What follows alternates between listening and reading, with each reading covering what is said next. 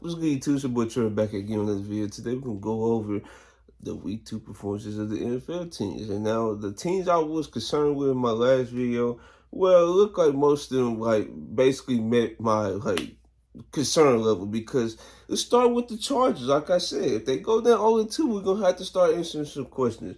And in this game, since I'm a Titans fan, I watched this game closely. I watched both sides of the ball. And I'm just seeing the Chargers offense. They moving the ball downfield, but on third downs, which was very hard for them to convert because they converted 2 or 13 third downs. That's not gonna cut it. The concerns with Kellen Moore and his situation in play calling, that also could be a concern. But the Cowboys fans have more to judge than I do. That's all I can say about that. But yeah, I thought the offense was moving pretty well. They really didn't have too much of a run game, but what's his name, Joshua Kelly or Joe Kelly or something like that. He was getting to pretty good yards on the running attack, but they wasn't really going nowhere with that. Justin Herbert and Mike Williams, they was connecting on a lot of big time throws, and Keenan Allen was connecting on big time throws. I believe both of them got a touchdown in this game too. What's his name? Is it Gerald Everett? I believe. Yeah, I think it's Everett, right?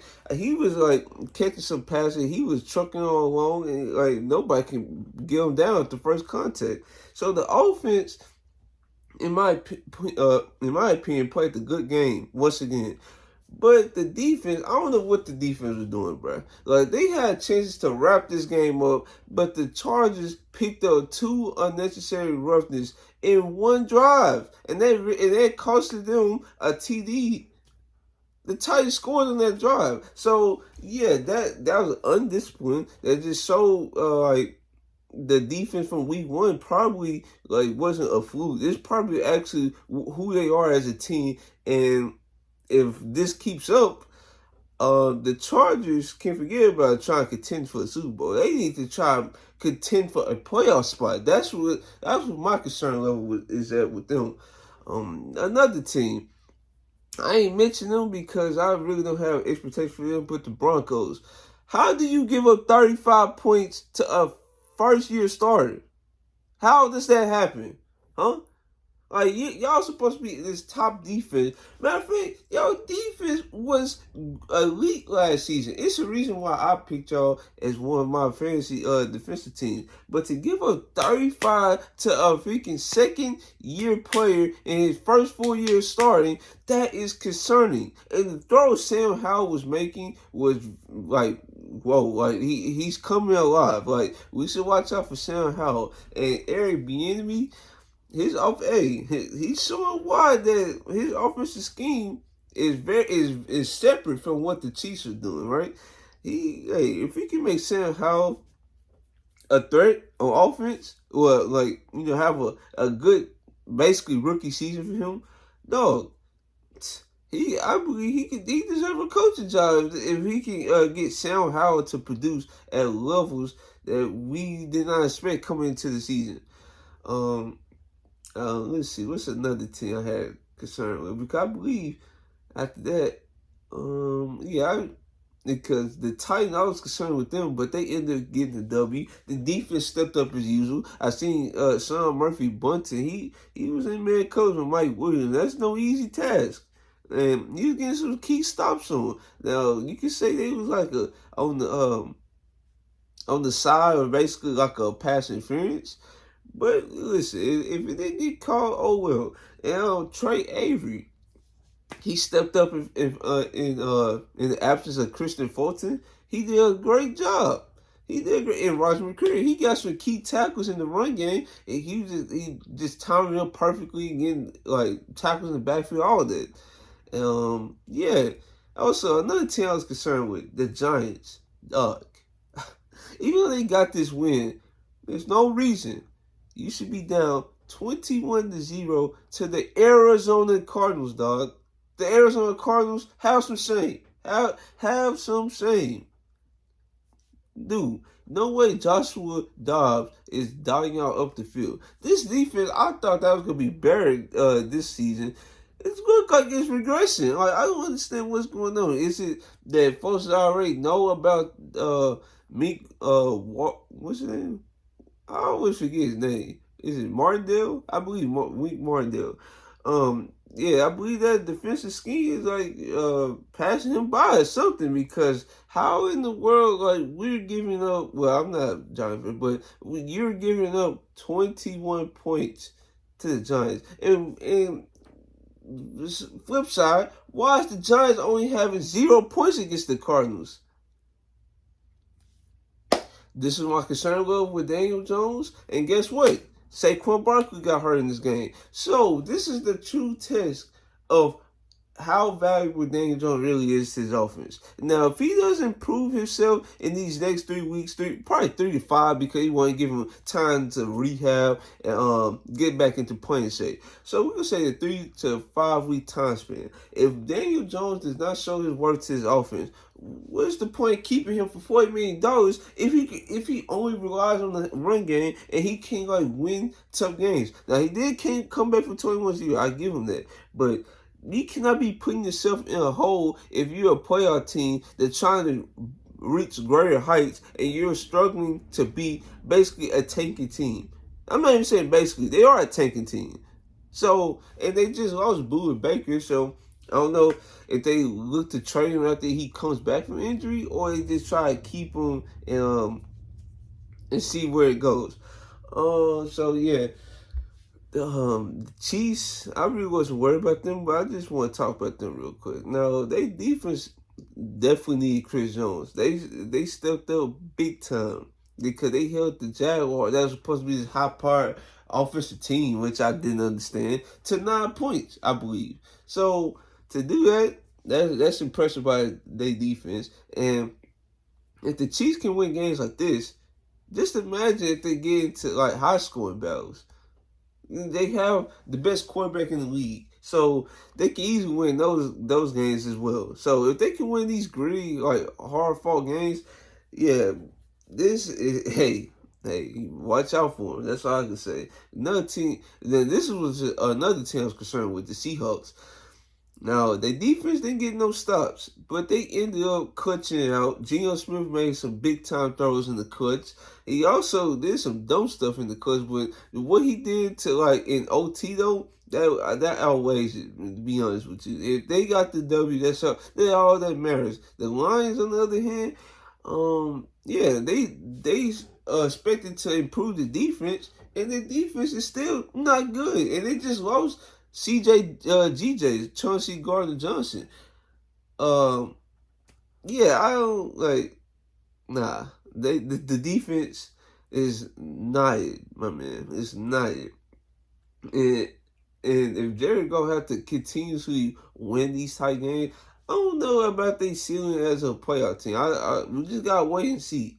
Now, speaking of that division, the Lions, let's talk about the Falcons and the Packers game. Now, this game was very confusing to me because I thought the Packers were just gonna like win this by like 2 or 3 touchdowns, because they was leading but most of the game by like 2 or 3 touchdowns. And then I come back, they showed the score. Atlanta Falcons win by what, 1 or 2. I'm like, how? How did this happen? And apparently that man, I'm just guessing. That man, Bijan Robinson, is the man. I wanted him in fantasy, but I couldn't get him because I had to try to pick up. I picked up Justin Jefferson. I picked up Devontae Smith. That was my first 2 picks. And I believe folks already had picked Bijan Robinson in the first round. So, yeah, folks knew Bijan Robinson was going to break out. And then with this offense, also Drake London had a good game. From what I saw, he got a touchdown in the clutch when they needed it. He got a couple key passes on Jair Alexander. But yeah, the run game, play action, if Desiree can like execute that at like not even elite level, just good level, just be good. Now, folks saying the offense is anemic, which is like trash because of him. So Desmond Ridder, he don't have to prove nothing. Just play his role and don't even listen to it. Because if you could be a Ryan Tannehill, like they was comparing him in the draft, nobody would knock you, especially if you go to the playoffs or even better, go to an NFC Championship game. So the choice is Desmond Ridder. So let me see. Is there any more games I want to talk about? Oh yeah, the Browns. Actually, no. Let's talk about the Bengals because that was a team I was concerned with coming into week 2, and they did not show nothing to be happy about. Nothing. Then now they are 0-2. Joe Burrow aggravated his calf injury, which was a concern from even his teammate, friend, like you can say best friend, and Jamar Chase. He did not want him out there if he felt like he was pushing it. He said before the season started, and then we come. Joe Burrow looked trash against the Browns, dude, for 82 yards against them. Then we come right back around this week. You play another division rival against the Ravens, and he looked bad there too. And now he got aggravated calf. Now we don't know if he gonna be on IR or he gonna have to just miss a week or two.